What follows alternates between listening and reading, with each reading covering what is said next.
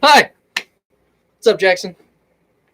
If it's cool, I'm just going to give everyone a sec to come in and connect.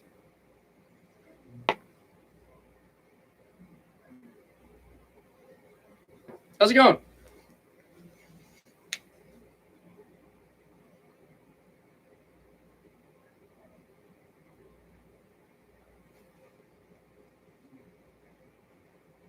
What's up, guys?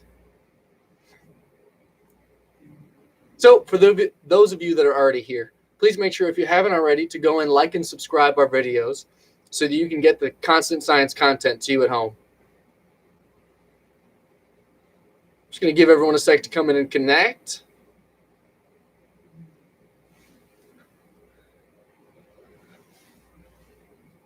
Morning, guys.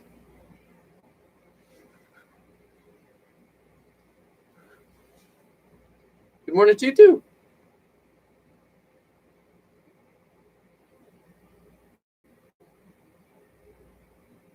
Welcome.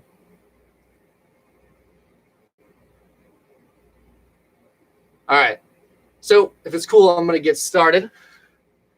Hello, Elijah. So, today and this week, we have a pretty awesome thing going on. And that's the week-long challenge of the marble runs or the Rube Goldberg machines. That's pretty awesome.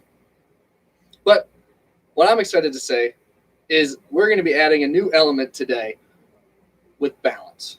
But first, and not least, I am Matt, and I'm just a guest engagement specialist from the Great Lakes Science Center.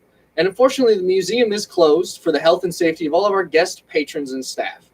But we're coming here every day at 10:30 to give you constant science content from you, to you, from us, from our home to your home. So I hope you guys enjoy what we're going to continue talking about, which is our marble runs and Rube Goldberg devices. So with our gizmos, I want to talk about balance. And within balance, I think you might be surprised to notice you're all balancing yourselves right now in your body. So right now you might be standing on 2 feet or sitting in a chair, but whether or what not you're doing, you're balancing to stay upright so that you can look at a screen, or you're laying down and being awesome. But the question to me, to you, from me, is can you make balancing a little bit harder? Can you make it a challenge so that it's more noticeable? Like, can you stand on 1 foot for this whole video? I probably won't. But my challenge is, can we play with this balance to understand how we find balance? Because if I stick my foot out here and what just happened to my head? My head had to go this way to account for the weight that my foot put out that way.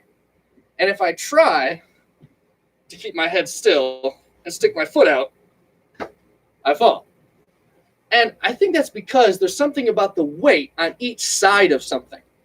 So if we look at something more easy to understand, like this stick, which sort of looks like a teeter-totter, you might notice it's a yardstick, so it has measurements. But if I hold it in the middle, and I know it's the middle because it's a measuring tool and it says half, it balances. And it balances because I know it's horizontal, but it has weight equal on both sides. All right. But if I add weight to just one side of it, and I have just a bunch of quarters here with some tape, and I hold it in the middle again, it does not balance. And that's because the weight on this one side has become so much more. So if I want to balance it, I need to move where I'm holding it with my right hand. And if I move it over about 4 inches, it's balanced again. But the weight's equal on both sides, but there's more stick over here. Well, we've been talking about size, and I've been saying that something is balanced because there's equal weight on each side. But what's the side? How do I know the difference between each side? And the answer is center of mass.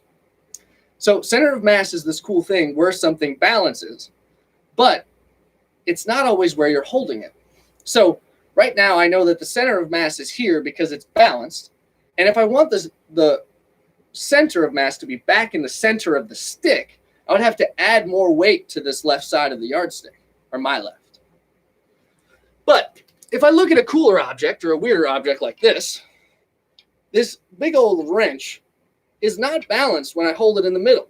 Because if I hold it in the middle of the object, it's super heavy. But if I scoot where I'm holding it to the right, you can see much more obviously that the center of balance is now where my hand is, but it's not the center of the object. That's because there's all this dense metal on this side that isn't over here.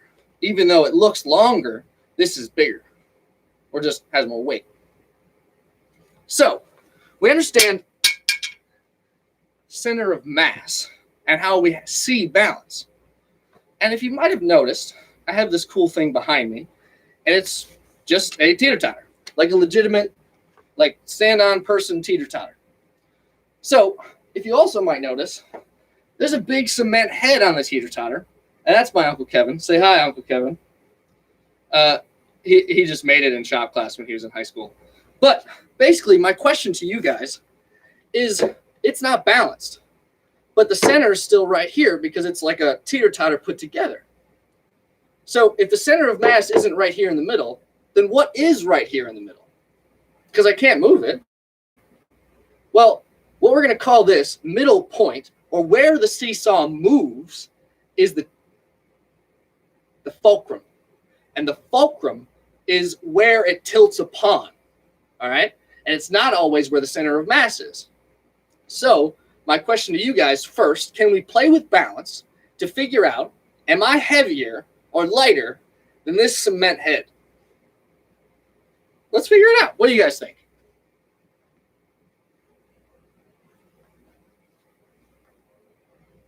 You ready?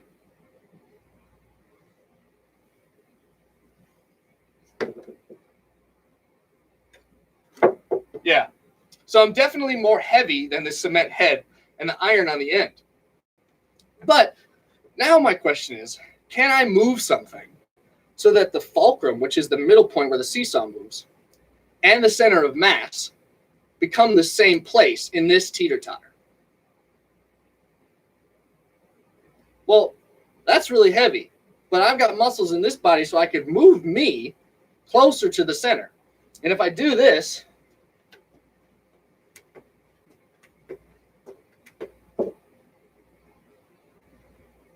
we find balance.